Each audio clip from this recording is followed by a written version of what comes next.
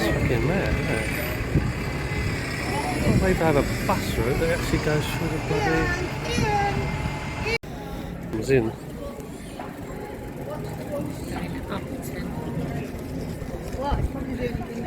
It's supposed to come down? Yep, they're supposed to come down here.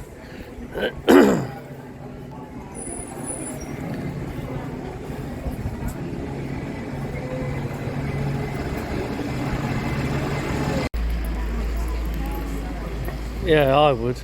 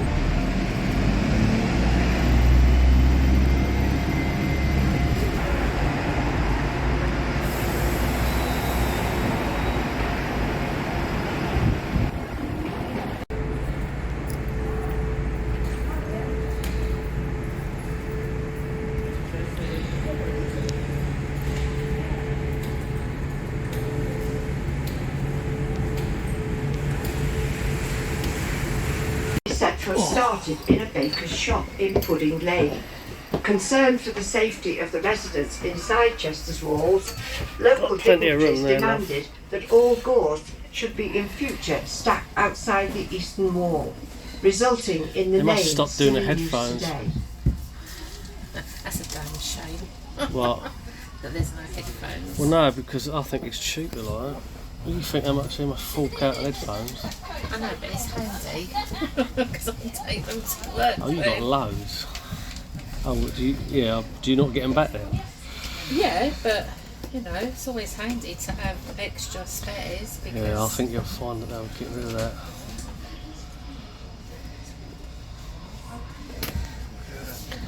Edinburgh, we definitely needed it Well, because yeah. it wasn't on louds. They haven't got speakers, that's No, right. but the others were. Welcome aboard the city I wouldn't be sightseeing surprised if tour they of do Chester. speakers on them there. We are now at stop 1, the Chester Bus Interchange. Opened in 2017, it is the third building in Chester to have a green living roof to help combat city centre air pollution. Oh yeah. Look, Before we move away, please listen carefully to the following safety instructions. To indicate that you wish to leave the bus, please ring the bell to alert the driver. Because standing up can be dangerous, it is essential that you remain seated whilst the bus is in motion. Please wait until the bus stops before descending the stairs.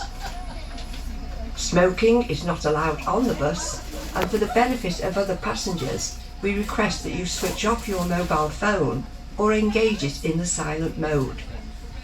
Along the route, please be aware that tree branches may occasionally overhang the bus. The tour lasts approximately 1 hour and you can hop on and off the bus whenever you wish. However, on rejoining the tour, please check that the date and expiry times on the ticket are still valid before presenting it to the driver. Please also remember to check the bus timetable when you leave the tour, especially the last bus of the day and where it terminates. Our staff will be pleased to assist you. Thank you for your attention. We hope you enjoy your tour of Chester. this is good because The royal and ancient city of Chester has its origins in the 1st century.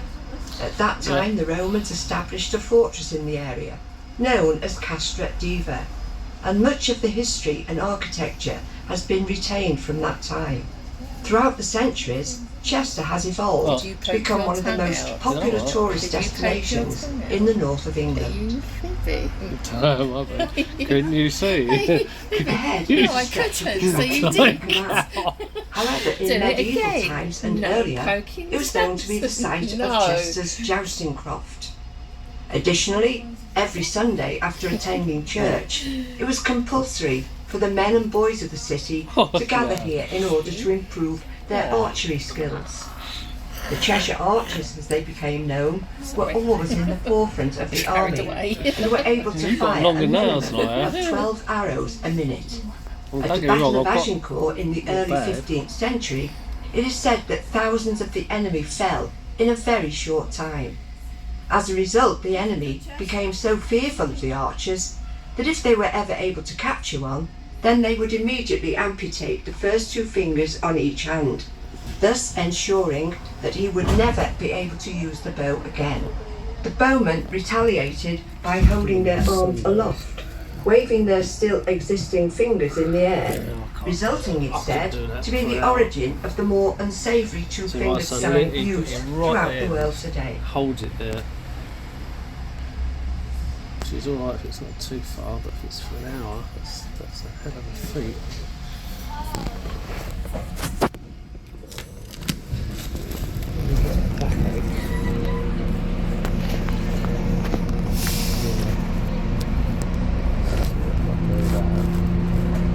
Shortly as we pass over the canal bridge into Frodsham Street, watch out for the opening on the right, which appears to be a small cobbled street. The Roman easterly wall can be seen at the far end of this walkway, and situated in the wall is a gate dating from 1275, which is still known today as the Caerdyard Gate. At this time, our present-day cathedral was then the Benedictine Abbey of St. Werburgh. We can stop off there. The on monks way of the back. day Yeah, grew it's a not lot of busy. kale in their vegetable gardens, which were situated just outside the walls in the area ahead to the right.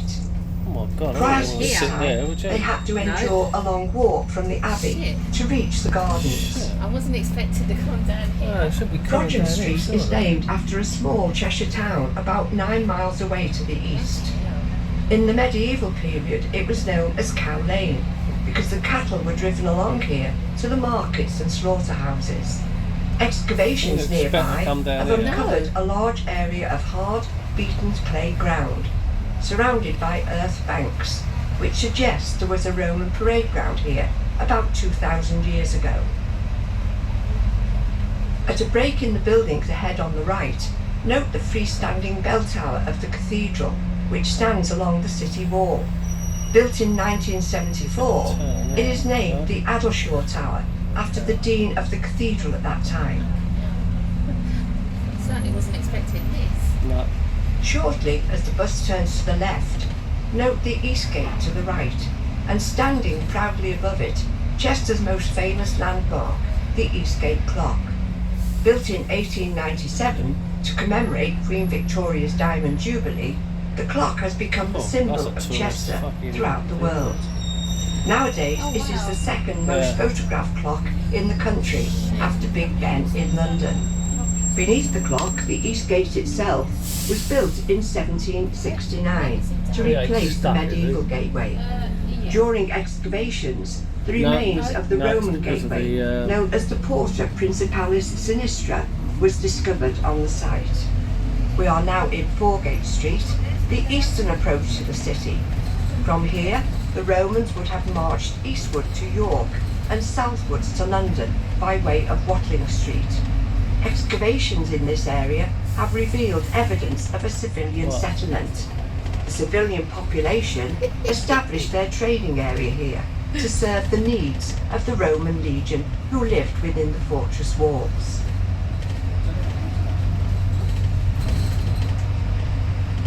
Yeah, that was a. Oh, I really wasn't expecting Imagine that in the busiest time. Oh my god, can you imagine? Yeah. Got to try and get through that lot. We are now at stop 2, the old Queen's Head Public House, A light here for the Bars roundabout and the suburb of Bourton. The old Queen's Head Public House is one of the many black and white timber frame buildings in the city. On one gable the date is seen as 1508, whilst on the other side it states 1939. During the Civil War in the 17th century, the royal city of Chester was left devastated, with many of its buildings left in ruins. Since the Victorian era, the city has been greatly altered, with new buildings being constructed and older ones being heavily restored, as seen here.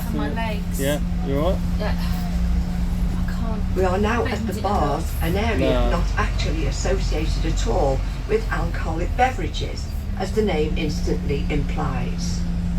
The famous circuit of walls that we see today wasn't its sole defence in medieval times, and the Bars' outer defensive gate stood here to protect the expanding population in the eastern suburbs. During the Civil War in the 17th century, Chester was a royalist stronghold, supporting King Charles I, and as a defensive measure against the invading parliamentarian forces, the royalists built earthworks on either side of the gate, thus embracing all the outlying areas. The gate was demolished in 1770, but the name lives on. We are approaching Stop 3, City Road. A light here for the Premier Inn and other hotels.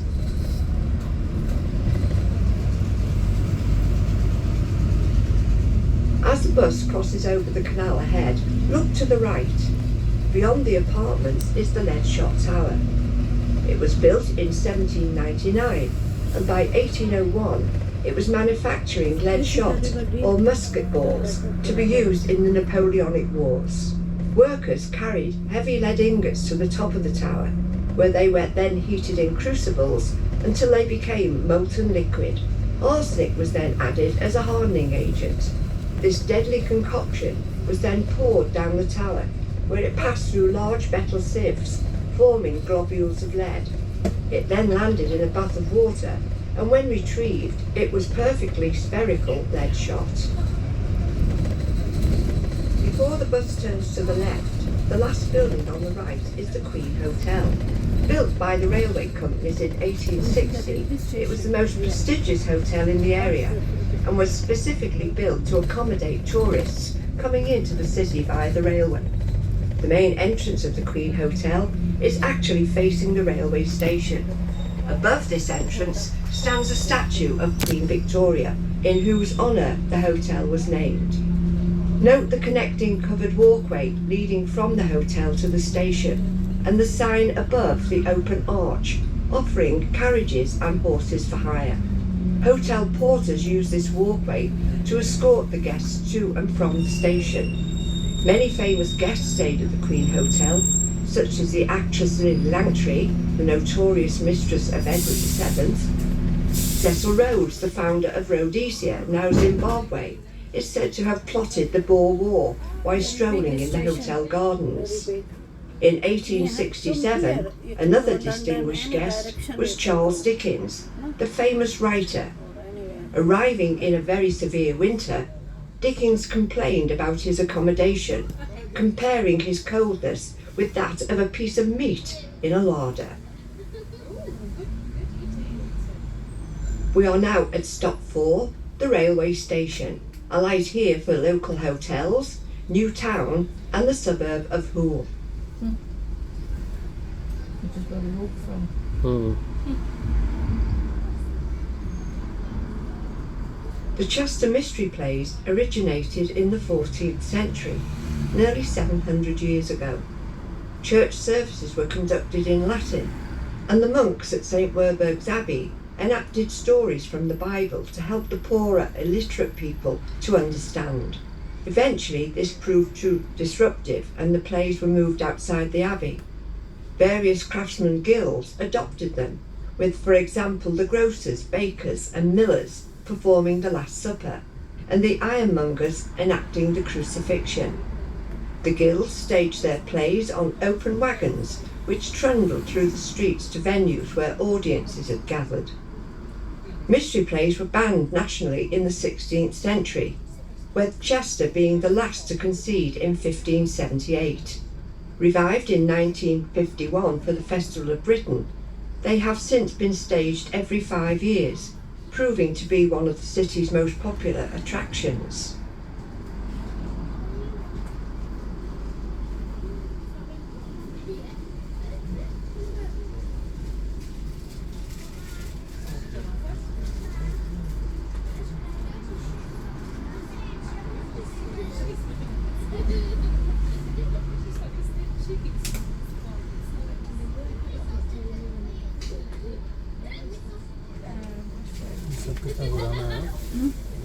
We are now in Station Road and the railway station is on the right.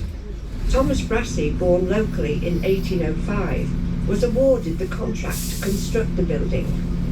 Although not well publicised, he actually became the most prolific railway builder of Victorian times. When Thomas Brassey died in 1870, such was the magnitude of his work, he left £3.2 million, a vast amount of money in those days. The foundation stone for the station was laid in August 1847, and the grand opening took place on August the 1st, 1848, which meant that it took less than a year to reach completion, an extraordinary achievement. The fashionable London architect Francis Thompson designed the building in the elegant Italianate style, and the station laid claim to the longest facade in the country when it was built, 1,110 feet long.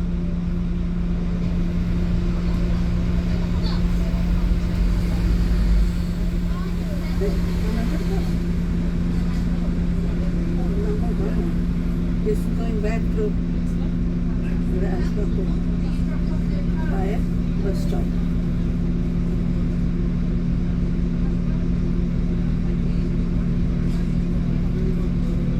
ये अच्छा है कि अगर लोग आए ना बस से एडवांस में आ जाना तो ज़्यादा हासिल नहीं है या फिर कैसे ट्रेन कम तो यहाँ से डायरेक्ट मैनचेस्टर एयरपोर्ट भी जाती है सभी एयरपोर्ट पर उतारती है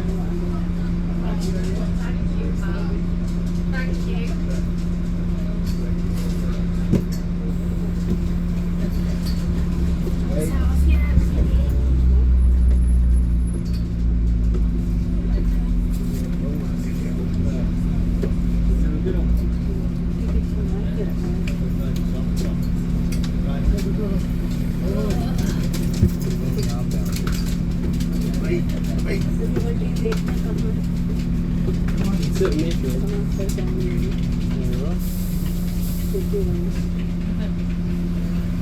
railway station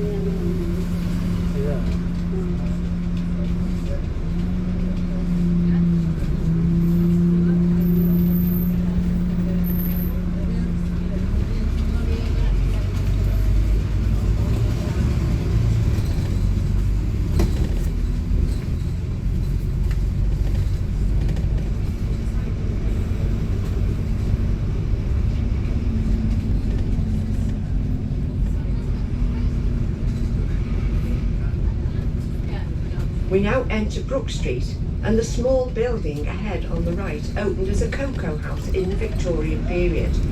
As we pass the building, look above the ground floor window, where a decorative sign can be seen, declaring that the building was owned by the Chester Cocoa House Company Limited. Cocoa houses were built by members of the Temperance Society to combat the scourge of alcohol amongst the poor. It was hoped that they would draw the public away from 365 pubs that existed in the city at that time.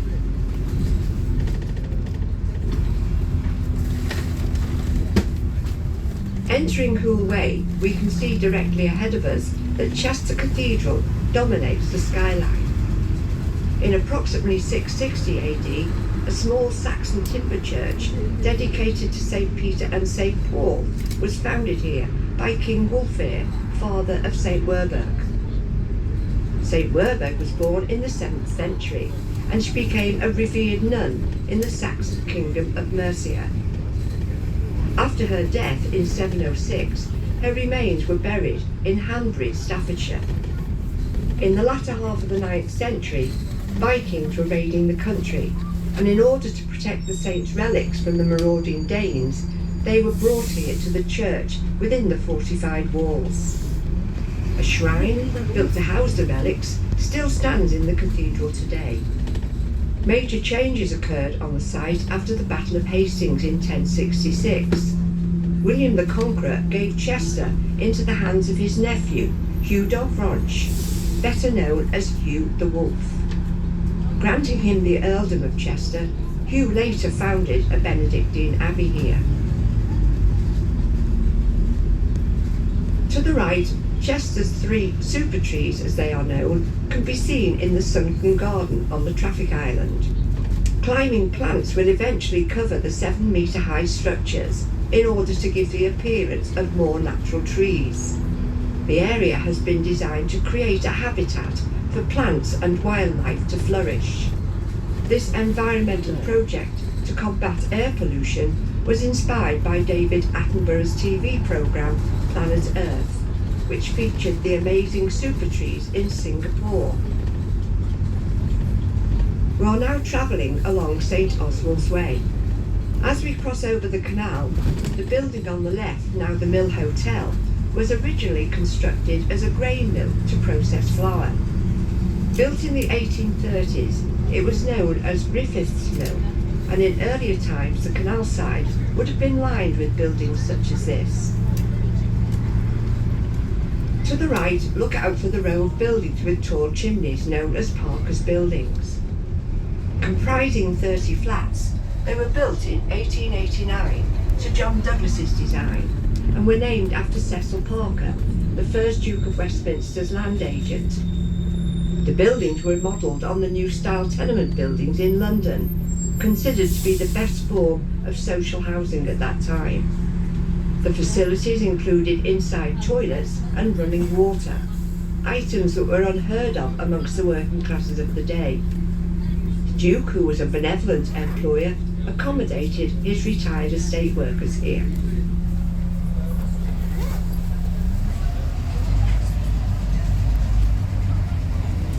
As we exit the roundabout Grosvenor Park Road, the red brick building on the left was designed in the Dutch style by the famous local architect, John Douglas. The building date 1884 can be seen in the Flemish-style gable brickwork. For many years this building was used as Chester's first police headquarters until a more modern building replaced it in the 1960s. Also on the left we have more of John Douglas's work from the late 19th century. The church was built in the early English style, and the terrace of houses is considered to be the most decorative brick terrace in the city.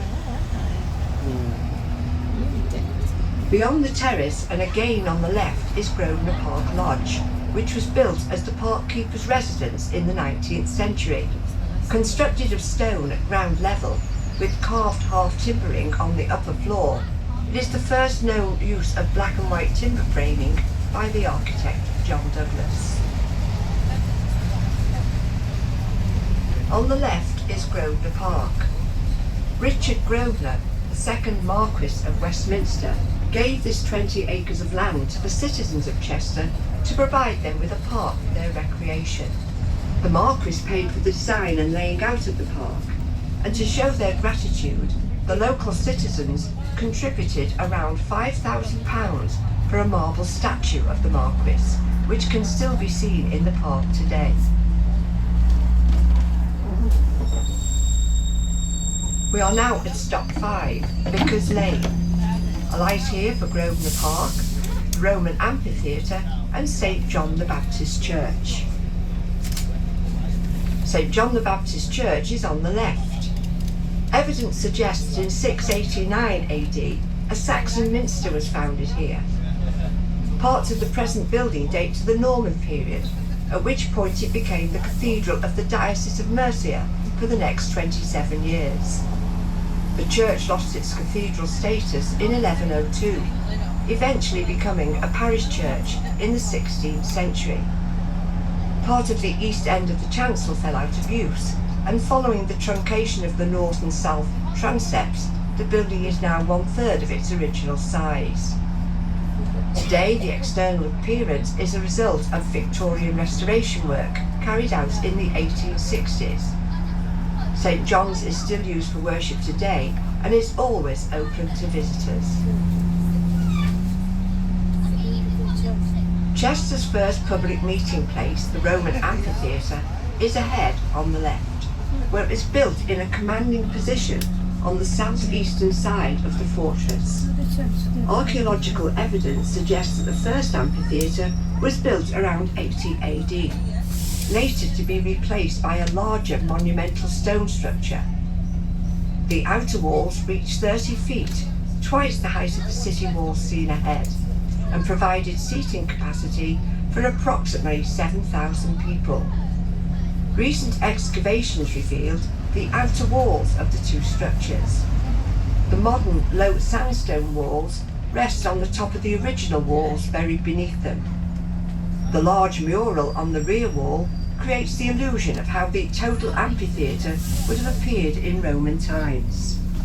It was the largest stone amphitheatre built in Roman Britain and is known today as the Lost Colosseum.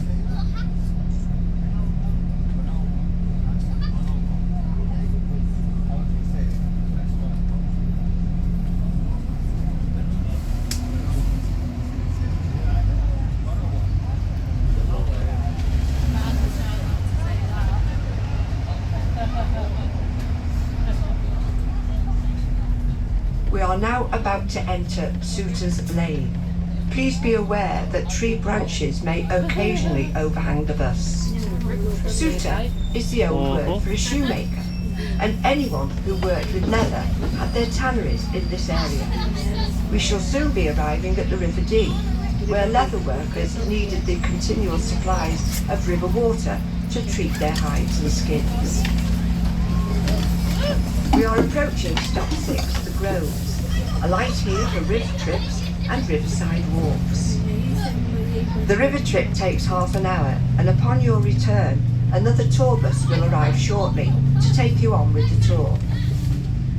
If you have not already purchased a combined bus and boat ticket, then you can upgrade your ticket with the driver, don't go on a who will river. be happy to give advice and save you money. I would. I've got that. Would you? Yeah. If you want. This area is known as the Groves and was laid out by the Victorians and became their favourite meeting place. An hour, and you can hop on and off the bus whenever you wish. However, on rejoining the tour, please check that the date and expiry times on the ticket are still valid So before waiting for that presenting it to the restaurant, that's for driver. sure. Please also remember to check the bus Go to timetable McDonald's. when you leave the tour, especially the last bus of the day and where it terminates. Our staff will be pleased to assist you. Thank you for your attention. We hope you enjoy your tour of Chester. We now leave the Groves and the River Dee behind to retrace our way up Suter's Lane. Between the city walls and the lower boundary wall to the left is what is known as the Roman Garden, although it certainly wasn't a garden in Roman times. It was developed in the 1940s to display some of the many Roman artifacts that had been found around the city during excavations. A fine view of the gardens can be seen as we turn left at the top of the lane. Directly ahead, as the bus reaches the brow of the hill, can be seen a ruined tower set in a grassy area. This is the southeast angle tower of the old Roman fortress. It is where the easterly wall ended and moved westward, thus creating the southerly wall of the fortress. Turning left, we pass through the eastern wall by way of the new gate. So am I. This modern gate was designed by Sir Walter Tapper and built in 1938. Immediately to its right, dating from the medieval period, sits the original gate, known as the Pepper Gate or the Wolf Gate. By the 1930s, with increasing traffic on the roads, severe congestion occurred under the tiny archway, resulting in the newer, wider bridge being built. We are now in Pepper Street, which is where, in medieval times, the spice merchants once lived and worked. Prior to this, the southerly wall of the Roman fortress would have been on the right. Today there are restaurants, shops, and a modern indoor retail area known as the Grosvenor Shopping Centre.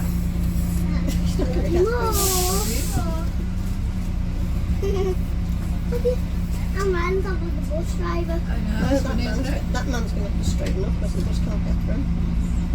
Because as you see that sign there, Yeah. so it'll hit that sign if it goes tries to get through.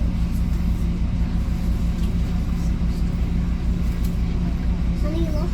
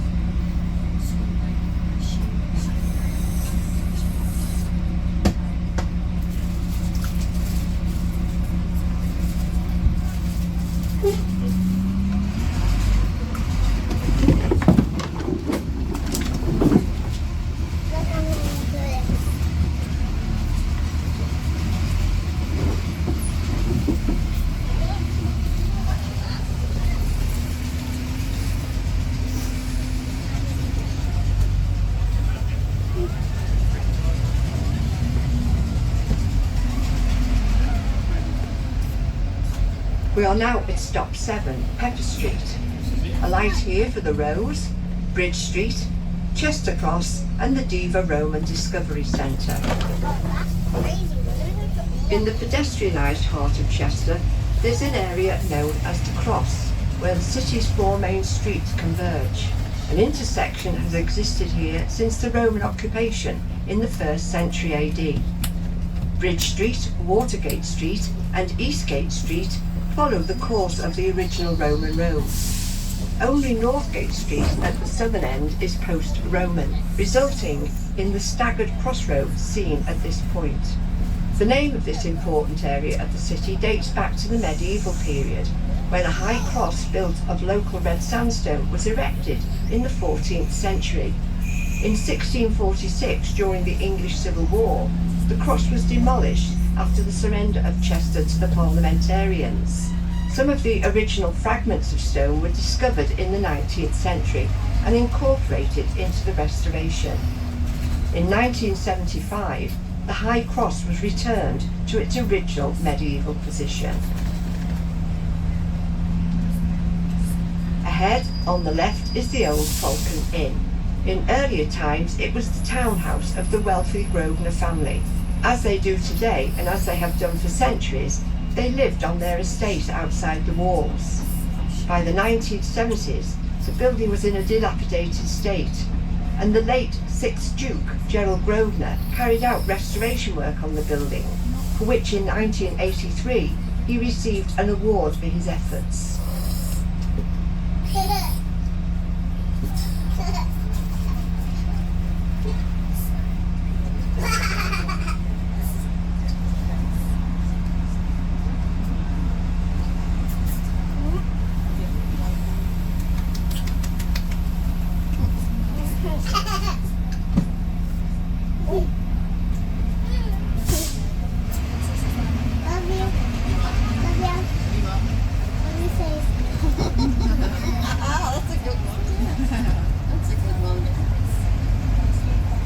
We are now at stop 8, Grosvenor Street. A light here for the Rose, the Grosvenor and Military Museums and the Castle. Ahead, on the left, is the Grosvenor Museum, which was built in 1885. The museum is named after Hugh Grosvenor, the first Duke of Westminster, who donated the land and also subscribed £4,000 towards the building costs. The museum contains numerous galleries and exhibitions, including, amongst others, the award-winning Roman Stones Gallery, which features the largest collection of Roman headstones in the country. Admission is free, but donations are appreciated. On the left, at the roundabout ahead, is Chester's more modern castle. It was designed in the classical style by the architect Thomas Harrison. Building work commenced in 1788, but because it took another 34 years to complete, Harrison built a home here to enable him to supervise the work.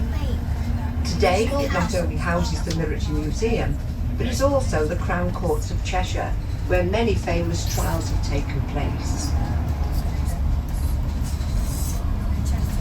Chester's famous racecourse can be seen ahead on the right.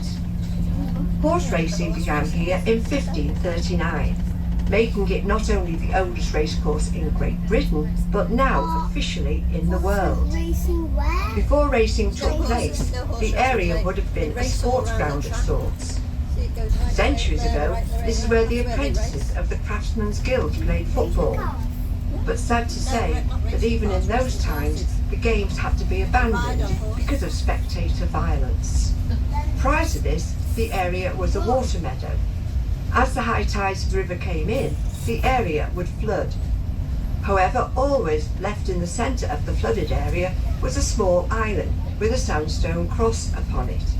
The old word for cross was rood, and one of the old words for an island was an e, and consequently that's how the racecourse came by the name it's known as today, the Rood D, or the Isle of the Cross. As well as a very full racing calendar commencing in May, the area hosts many other events throughout the season. These include show jumping, football and polo matches, an exciting Roman day with chariot racing, various concerts and exhibitions, and ends with a spectacular firework display in November. Beyond the roundabout ahead can be seen some wrought iron gates, which highlight just one of the original entrances to the Eaton Hall estate, home to the Duke of Westminster.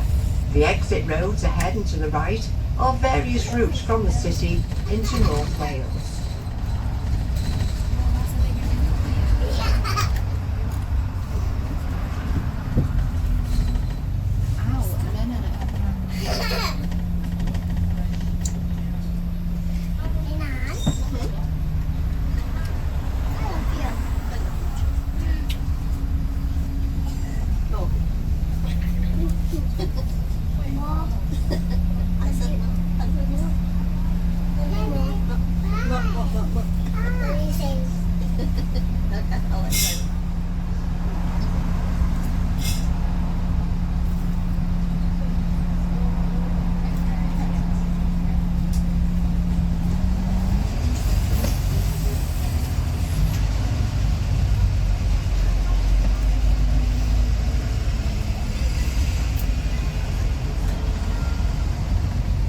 The bus is now in an area known as Hanbridge, one of the oldest suburbs in the city.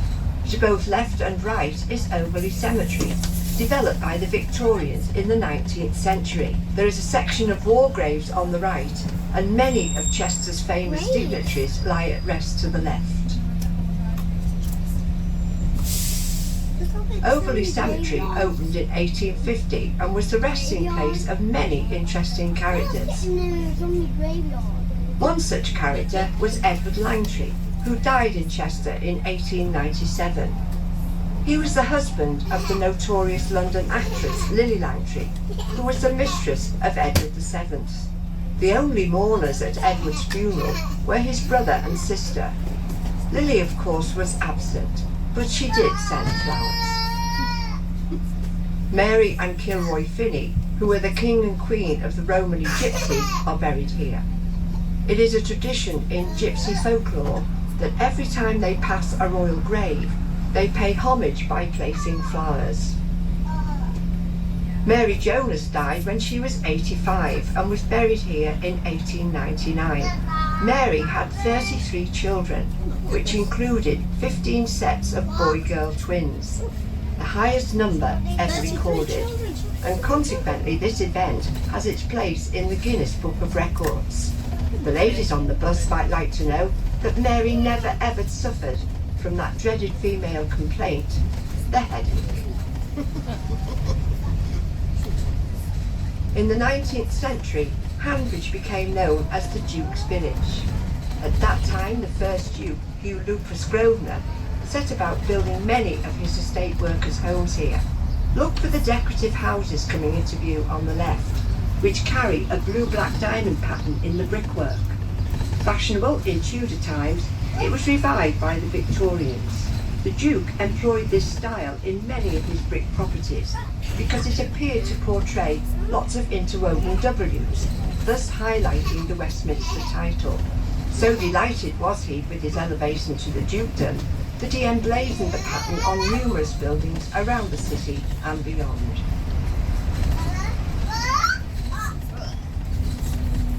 We are now at stop 9, Overley Road. Alight here for St Mary's Church and Hanbridge Village.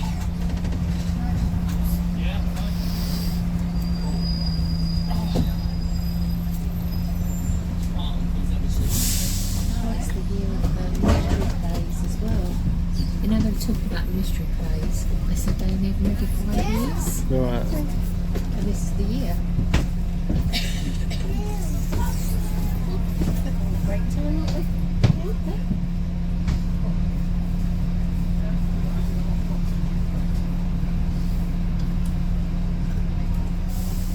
I'm never on top of the double decker. What's that, you? The church, known as St Mary's without the walls, could be seen to the left. It was consecrated in 1887, replacing the Church of St Mary's on the Hill, which stands within the city walls. The first Duke of Westminster paid for the parish church to be built so that his employees who lived in the village would have a place of worship. The Romans quarried vast amounts of sandstone in the Hanbridge area. Ahead on the left is an area of parkland known as Edgar's Field. 2 large outcrops of the exposed quarry face can still be seen, and carved into one of the faces of the rock is a Roman shrine dedicated to the goddess Minerva. According to legend, King Edgar, the first king of all England, had a palace here. When he visited this site in the 10th century, 8 vassal kings rode in up the river to St John's Church and then back again to show their allegiance to him.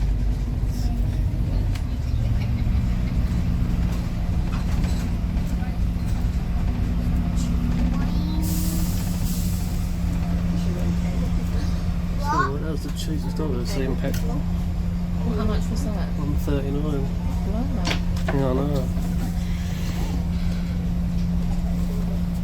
First time I've seen a core petrol station. Hands all sticky. Yeah. You're going to do it on my door.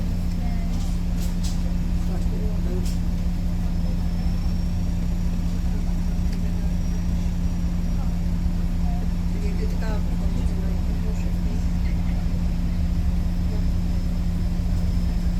Yes, sir. Gone to bed. What do you mean, yes, sir? Cheeky.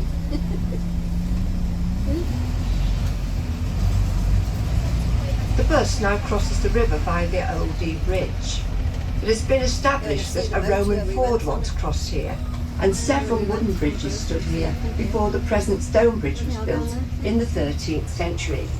To the right is Chester's Weir, which was built in the 11th century by Hugh Lupus, the first Norman Earl, who owned the Dee Mills, which once stood on the river bank to the left of the bridge gate ahead. The water from the weir provided the necessary power for turning the mill wheels. The bridge gate itself was designed by Joseph Turner.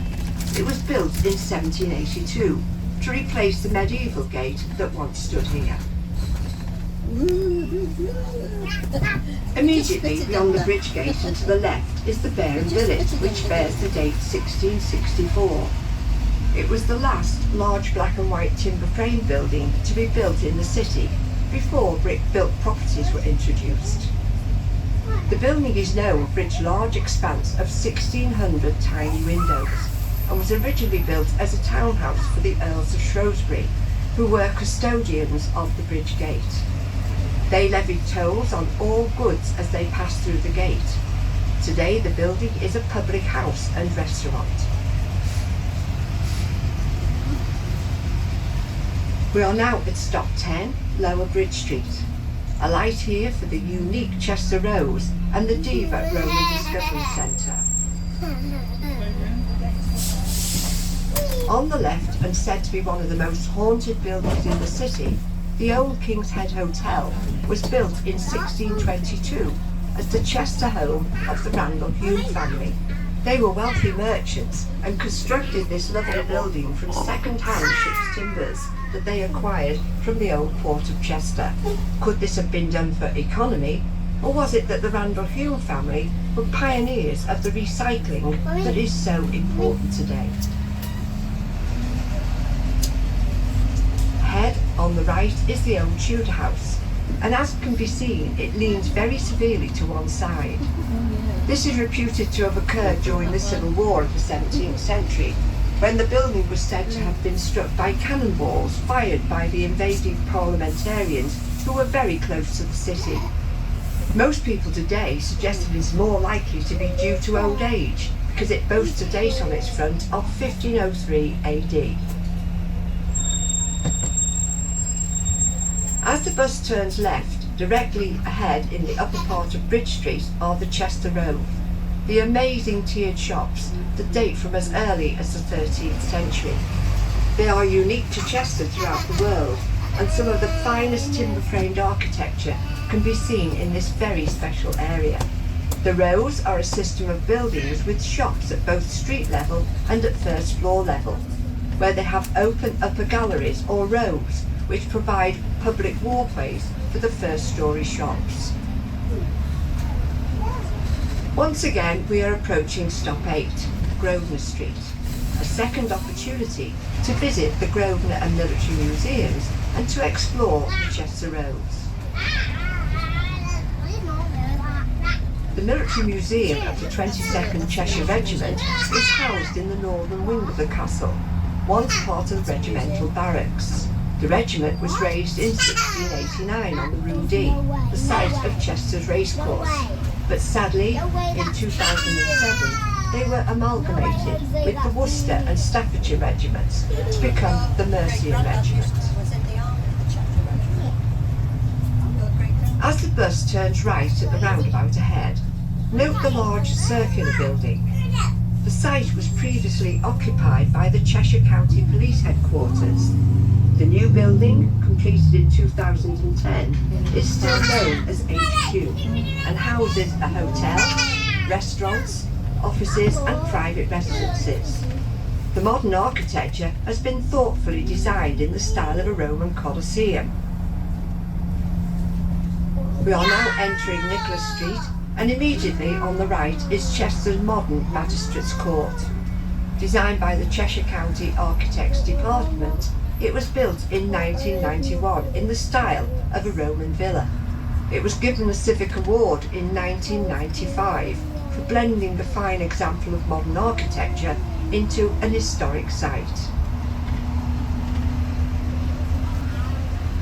We are now the elegant terrace of Georgian townhouses ahead and on the left were built in the 1780s. Designed by Joseph Turner in the fashionable London style, it is the longest example of this type of property remaining in Chester. Similar properties which used to stand on the right were demolished in the 1960s to make way for the Inner Ring Road. In the 19th century, the houses were mainly occupied by doctors who lived and practiced here, and hence the local people of the day nicknamed the street Pillbox Promenade.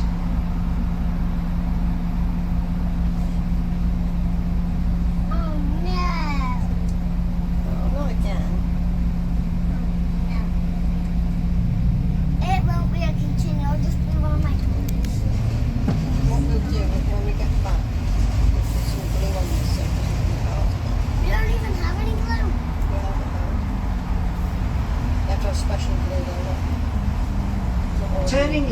to the lower part of Watergate Street, take note of the fine black and white half-timbered building on the left, known as Stanley Palace. It was built in 1591 to be the Chester townhouse of the Stanleys, a prominent Cheshire family. The three inner gables belonged to the original house, but by the mid-19th century were in a state of disrepair. Given over to the city, it was restored in the 1930s, when a fourth new gable at the street's edge was added.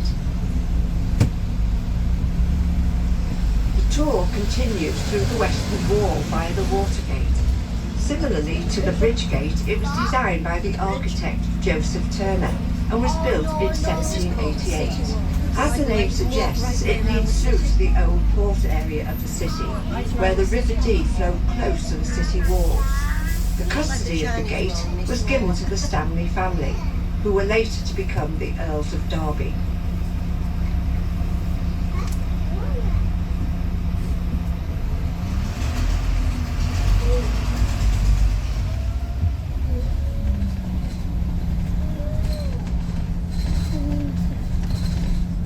We are now at stop 12, New Crane Street and the Holiday Inn. Alight here for the main entrance to the racecourse.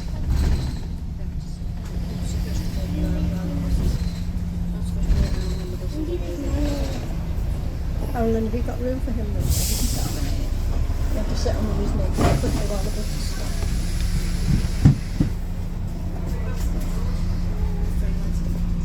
Oh, Dad would like that, wouldn't he? Yeah.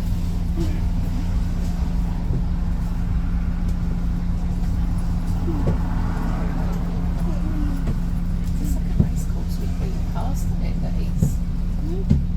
Wasn't there one at Great Yarmouth we went on when we did the sightseeing bus? on that one? Great Yarmouth, yeah.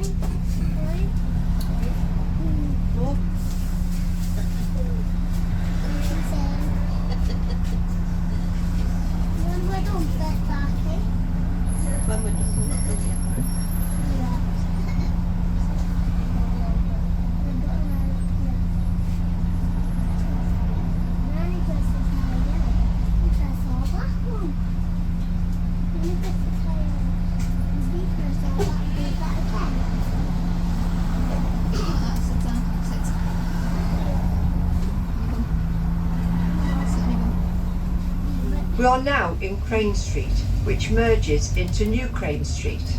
This part of the city is known as the Old Port Area, where the Romans established a thriving commercial port nearly 2,000 years ago. In the Middle Ages, the Crane Wharves were situated just outside the Watergate and ran along the westerly city wall. In 1558, Chester's port was recorded as second only to Bristol as the leading port on the western coast of England. The gradual silting up of the river throughout the Middle Ages made the port difficult to use, and large vessels were eventually unable to reach Chester. By 1735, a new port area, New Crane Wharf, was established, enabling ships of up to 200 tons to reach the city. The complete decline and closure of the port took place in the late 18th century.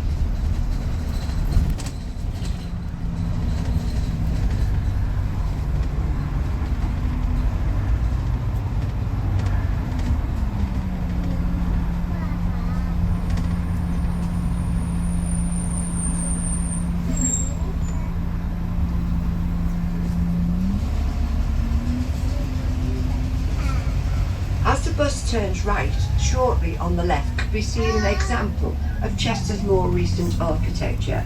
Built in the shape of a sailing ship, it is known by the residents as Noah's Ark and was built to be Chester's new Scout headquarters. In total contrast, on the right is the old water tower, which was built in 1322 at a cost of £100. It was built for two reasons. Firstly, to provide extra defence for the city, and secondly, to provide moorings for the larger ships unable to reach the harbour. It is said that the tower was built by the women of Chester whilst the men were away fighting. The local women of today say smugly, well, that's obviously the reason why it's still standing in such excellent condition. As we turn right, the Shropshire Union Canal and Tower Wharf are on the left. To the right, the 3 black and white staircase locks are hewn out of solid rock in order to provide the means of raising and lowering barges some 33 feet between the upper canal and the lower canal basin. These locks, together with the canal basin, were designed by Thomas Telford, the famous engineer. Construction work started on the Chester Canal in 1772, but due to financial and engineering difficulties, Chester had to wait another 25 years before it became an important canal port. After the demise of Chester's river port, the canal system provided Chester with essential trade links to the Port of Liverpool and the national network of canals.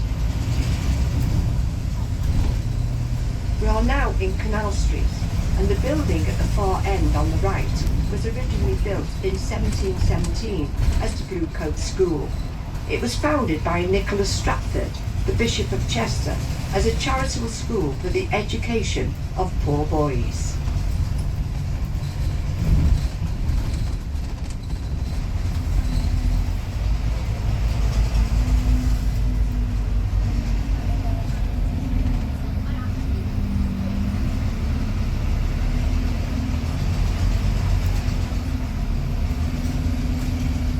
As we turn left, Chester's Fountain Roundabout can be seen directly ahead of us.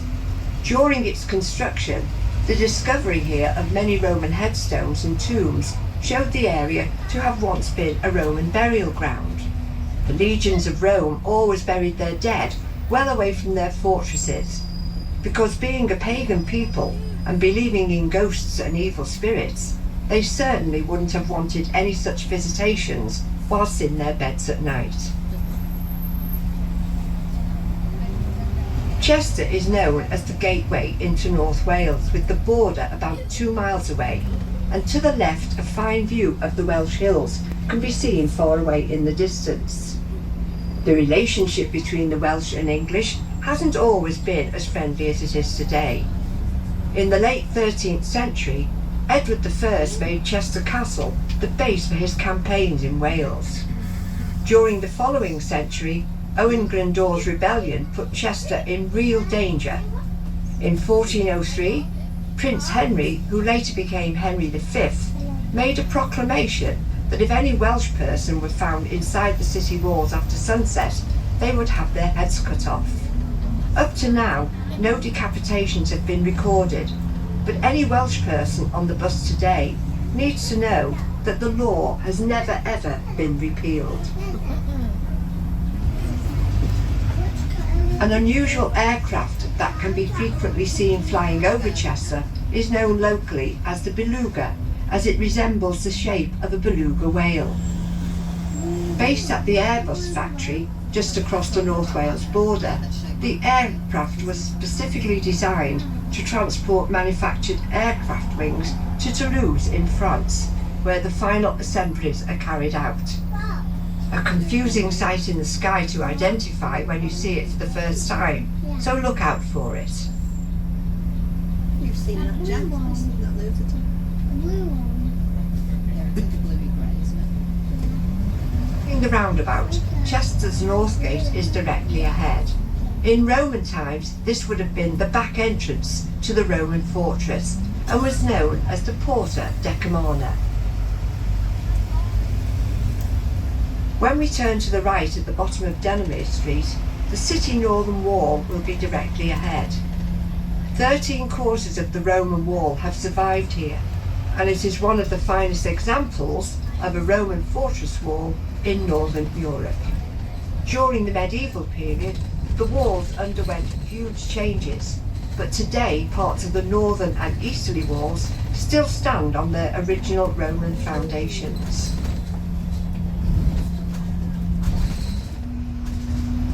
As we turn left into what is known as Gore Stacks, the northern wall will be on the right. On the top of the wall is a sandstone tower, known as King Charles Tower. In September 1645, it is said that King Charles I stood on top of this tower to see his defeated army returning from the Battle of Rowton Moor. We are now approaching stop 1, the Chester bus interchange. Okay. Alight here for the Northgate Arena, Frodsham Street and Chester shopping areas. If you are leaving us now, we hope that you have enjoyed both the tour and your visit to Chester. Oh yeah. The name stop there, Gorstacks derives from the Middle Ages. Welcome aboard the City Sightseeing Tour of What? Chester.